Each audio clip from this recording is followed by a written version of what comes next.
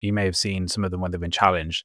They just say, well, there was this intelligence that they had, which meant that, Palestine Action was such a massive threat that it had to be prescribed immediately. It's based on intelligence that is gathered and risk and...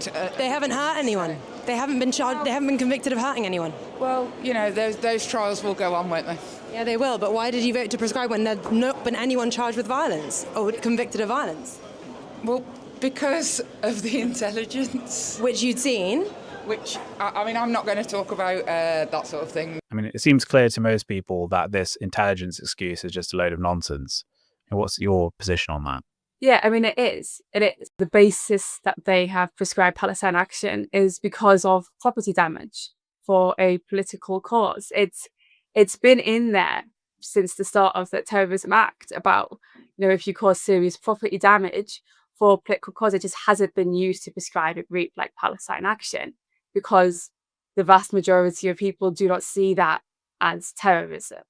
And so we know that's why we're prescribed. That's the basis of the prescription. It's really clear from the papers. And I think this idea of using this secret intelligence or, we've seen it before. We saw it before with the Iraq war. It's just this wink and trust me, I know what we're saying. And I don't think it's got them very far by using these dirty tricks to try and justify the prescription. They also had the Iranian funding one, right? And that's just disappeared. That's not in the case.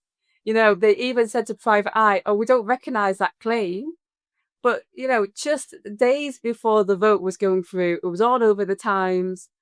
Are they getting Iranian funding? And all these questions, all this foreign influence, and then it just disappeared once the vote passed because it was complete. It was just complete lies that they were trying to use these types of tactics to manufacture consent, and it's racist, right? You're not going to say an environmental group, "Oh, you got funding from Switzerland or Russia." You're not going to suggest that, but because it's about Palestine, you then try and make these links in people's heads where you've already been, pumping this kind of racist rhetoric about foreign influence and etc. in people's heads for so long.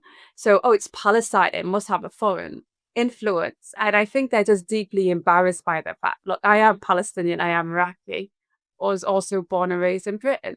I think they're just deeply embarrassed by the fact that this is a domestic issue and that they're prescribing a domestic direct action group for tackling Britain's role with the colonization of Palestine and their ongoing role with Zionism and these weapons factories